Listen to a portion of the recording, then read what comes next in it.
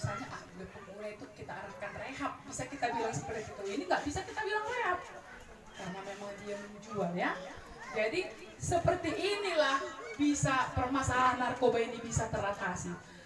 Demand itu pasokan ya. Pasokan ini harus dengan berimbang dengan supply. Jadi misalnya apa kita di bagian demand ini ya, kita tugas kita mengingatkan keluarga.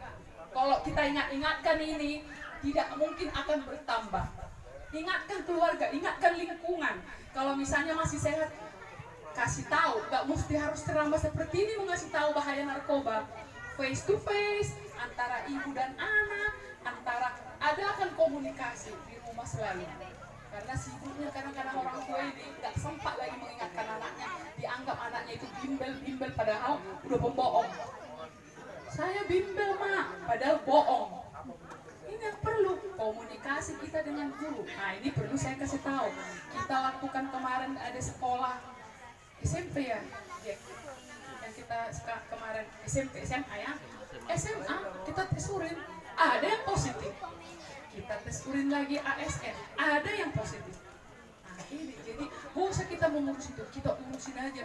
Kita kalau bisa tidak kena, kira-kira seperti itu ya. Jadi cara penggunaan ini harus berimbang, demand sama supply ya. Kemudian tadi kita bilang pasokan, permintaan sama pasokan ini harus berimbang ya. Ini bagiannya harus ditindaklanjuti oleh penegak hukum. Kemudian di sini termasuk yang sehat itu kita berikan pemahaman, kita berikan edukasi. Kemudian kalau sudah sakit, kalau sudah kena kecanduan, yang nggak mungkin diberikan edukasi lagi. Diapain? Kalau misalnya sudah kecanduan, diapain? Direhab, nggak boleh lagi suruh di sini yang kecanduan, Bapak Ibu. Sudah nggak nyambung nanti. Aku kau kasih tahu aku bahaya narkoba, udah duluan saya di dalam menggunakan, itu nggak nyambung. Jadi kita yang masih sehat-sehat itu harus kita pahamkan. Jadi aturan pun anak kita ataupun keluarga kita mau coba-coba, dari juga rupanya. Buktinya ada kemarin ketangkep udah langsung minimal 4 tahun. Direhab pun kan nggak enak. Mana enak direhab? Jadi mandiri, dia harus bangun pagi, harus jam 5 harus mandiri. Nah, kalau masih sehat, kalau bisa jangan dicoba-coba. Itu yang perlu. Ingatkan, jangan hanya kita, orang tua kita udah sesepuhnya. Bagaimana keturunan kita kita ingatkan. Kemudian di sini kalau sudah direhab, kalau sudah kena, ya informasikan bahwa ada program-program rehabilitasi. Kami setiap rajia pun untuk rajia serentak ini, setiap kita rajia ke warnet ya, warnet. Asal kita tes urin, pasti 50% positif. Ini anak-anak sekolah, asal kita rajia ke warnet, kan sekarang inilah memang mungkin karena pengaruh daring, terlalu banyak di rumah, sekali ke warnet lama-lama. Kita lakukan rajia tes urin, pasti ada yang positif, anak-anak sekolah. Nah ini, belum lagi kita dapat ada yang lem kambing. Isap-isapnya gitu ya. Ini tugas kita ya Bapak Ibu, tugas kita kalau misalnya ingatkan anak kita kalau masih sehat, jangan sampai dicoba. Karena kalau sudah dicoba otaknya nggak sesempurna yang belum pernah menggunakan. Nggak ada istilah untuk narkoba sehat. Yang ada istilahnya pulih, karena nggak seperti bawaan lahir lagi otaknya itu. Nah, karena kalau orang cacat masih bisa dipakai negara loh. Sekarang ada penerimaan yang cacat tapi nggak cacat otak. Tapi kalau narkoba, otaknya udah hang, sudah ada perubahan perilaku. Makanya sementara kalau kerja di perkantoran dia di bagian admin karena kecelakaan masih bisa dipakai negara. Tapi kalau sudah mantan pecandu yang nggak pulih-pulih, susah dipakai negara. Kenapa saya bilang seperti itu? Dulu seperti yang sudah sampaikan Pak Eben, saya pernah kepala bidang rehabilitasi ya, Pak Regen tadi. Saya pernah menangani rehabilitasi. Banyak anak-anak sekolah yang kita rehab. Tapi setelah dia pulih, kita kan ada kerjasama kita dengan Dinas Tenaga Kerja. Apalagi kegiatan keterampilan mau kita bikin sama anak-anak yang masih punya masa depan ini. kita coba dia melakukan latihan komputer, udah susah dikorek otaknya itu, gak kuat lagi Bu, karena udah lama selama ini menggunakan, padahal udah pulih. Yang bisa dikerjakan itu memperbaiki AC, memperbaiki mungkin bikin bakso yang nggak perlu mikir, coba. Padahal dia masih punya masa depan. Jadi yang saya tekankan di sini Bapak Ibu, kalau keluarga kita itu berikan edukasi, ingatkan, jangan sampai dicoba. Ya kalau udah nanti kena ya kita arahkan untuk direhab. Jangan malu menyampaikan sama Ibu ke Kepling atau sama Pak Kepling, nggak apa-apa. Sampaikan, nanti mungkin ada solusi-solusinya, ataupun nanti sampaikan ke yang Pak Regen atau ke kita, ke BNN Kota Tanjung Balai, bawa langsung ke sana, nggak usah malu-malu, ya. Oke. Tuh kalau yang ini, kalau untuk pasokan ini tugasnya polisi. Jangan Bapak bilang nggak ditangkapi bandar, banyak sudah tertangkap. Nggak ditangkap bandar, makanya semua terus beredar, semua banyak sudah ditangkap. Ya Bapak Ibu ya, tadi udah kita bilang bahwa Sumatera Utara ini memang termasuk nomor 1. Kalau menurut saya Tanjung Balai ini nomor 1 karena Medan nggak seperti di sini. Ini menurut saya ya, karena belum ahli peneliti saya, karena membandingkan, sudah pernah saya tugas di tempat lain, di sini karena kita lihat di sini kayaknya tiap apa dari hasil tes urin di sini bisa kita ukur. Nah ya, jadi makanya kenapa mungkin karena memang gampang di sini kan daerah laut ya, jadi banyak pesisir, gampang kali memang masuknya. Jadi nggak terawasi kadang-kadang, karena gini, perlu saya kasih tahu, bandar narkoba ini lebih canggih daripada penegak hukum.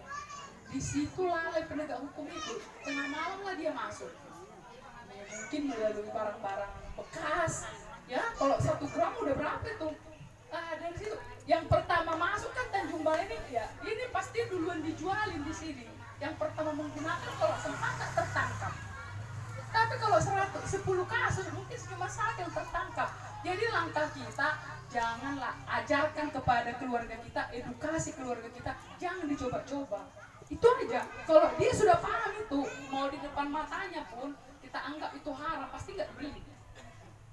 Kalau sudah dicoba, pasti ketagihan, pasti menambah dosis, pasti berhalusinasi. Nah ini harus kita pahamkan ya. Mungkin karena tadi kita bilang itu letak geografisnya, kemudian sistem hukum kita pun belum ini ya, belum kuat sekali. Karena kami pun sesama penegak hukum harus tetap, kelemahan kami pun masih ada. Kenapa? Harusnya pecandu itu nggak boleh semua dibawa ke penjara, harusnya direhab. Tapi kami pun belum sinkron semua, masih ada. Karena kenapa bisa seperti itu?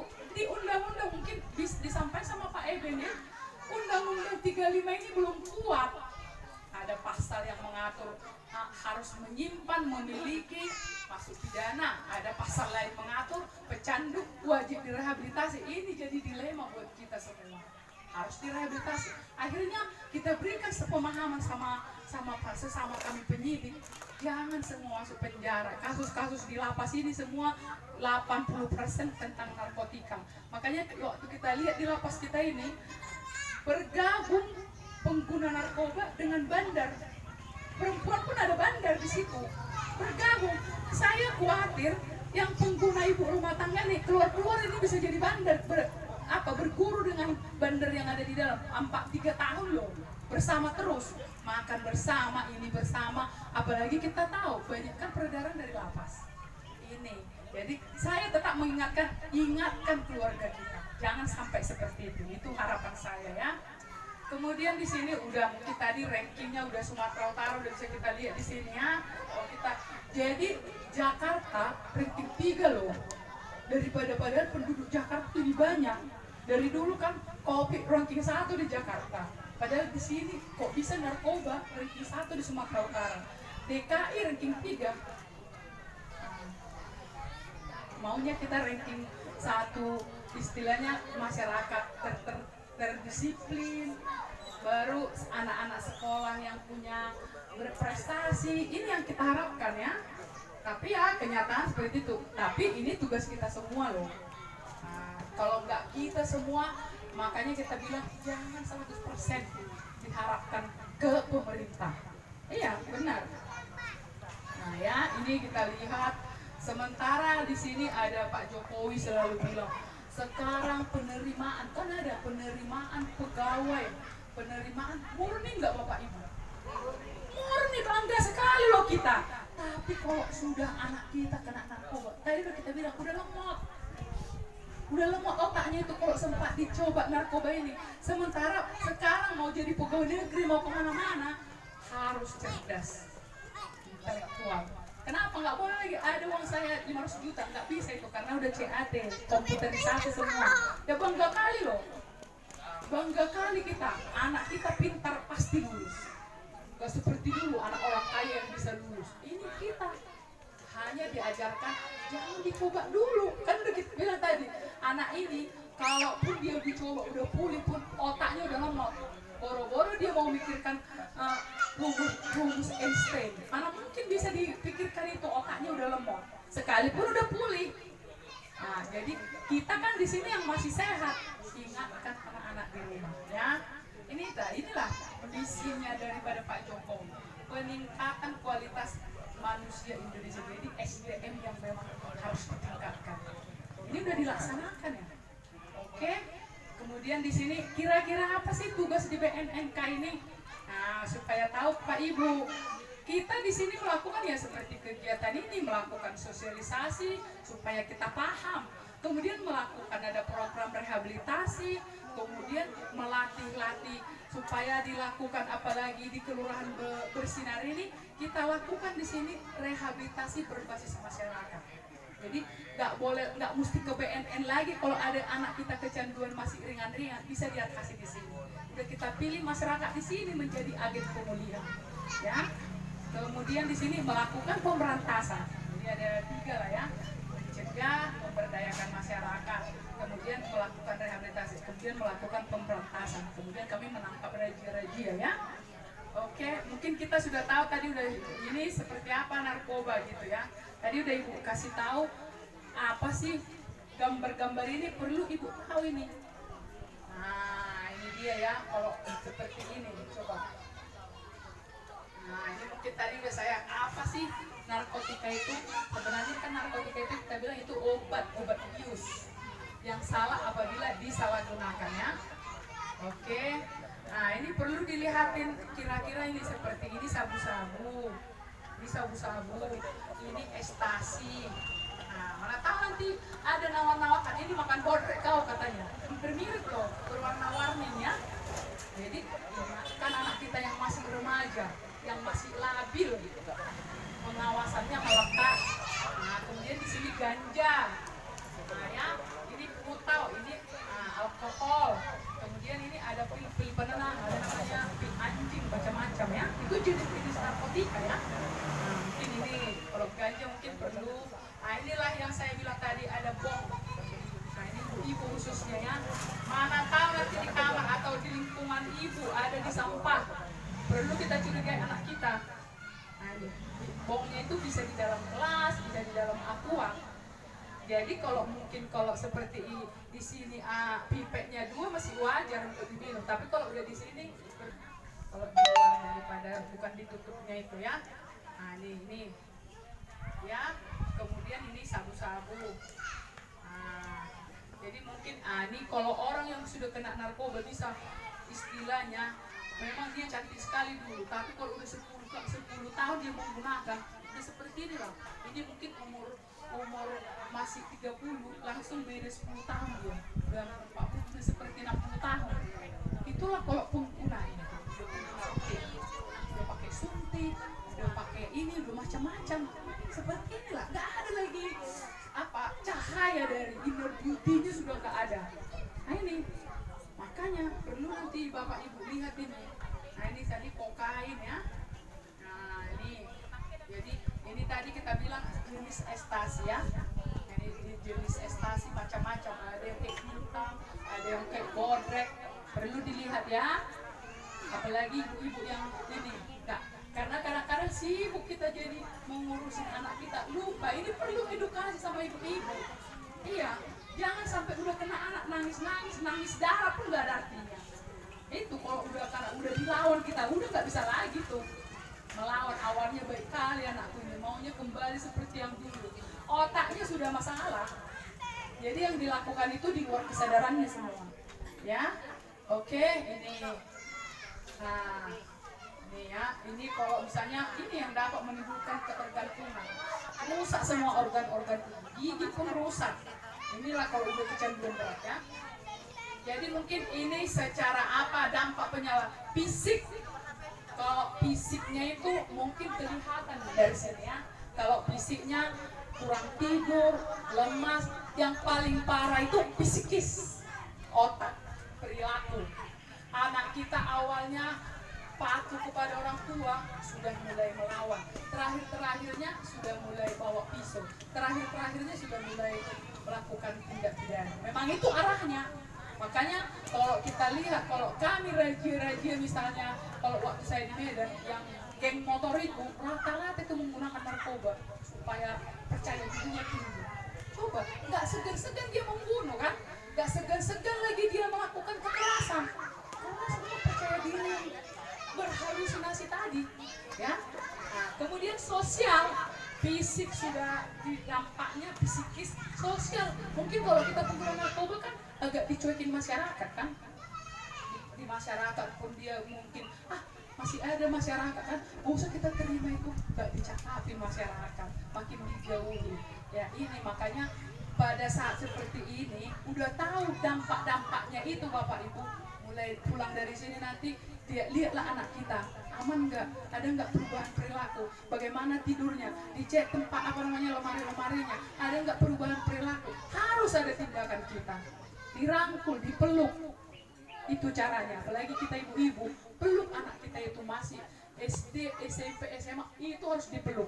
Harus bisa itu, rumahnya itu adalah istananya. Jangan rumahnya itu menjadi istananya di luar. Harus nyaman dia di keluarga itu.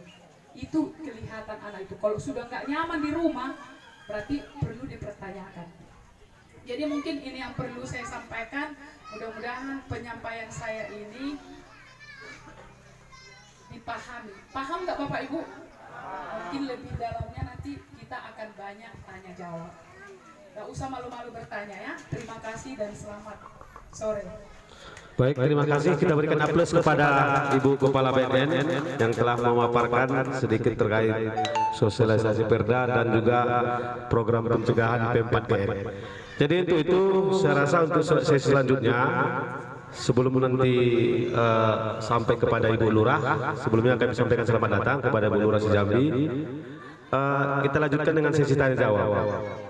Untuk sesi tanya jawab kita buka satu sesi dulu, nanti satu sesi untuk 3 penanya, dan dalam menyampaikan pertanyaan silakan disebutkan nama atau mungkin ya, nama saja. Kalau bisa pertanyaannya yang singkat, padat dan jelas. Bisa ditujukan kepada Ibu pemateri dan juga bisa ditujukan kepada Bapak anggota Dewan Bank PBN Sitorus. Untuk itu kami buka pertanyaan sesi pertama kepada Bapak Ibu sekalian. Boleh tunjuk tangan supaya rekan kita. Ya, silakan kepada Bapak.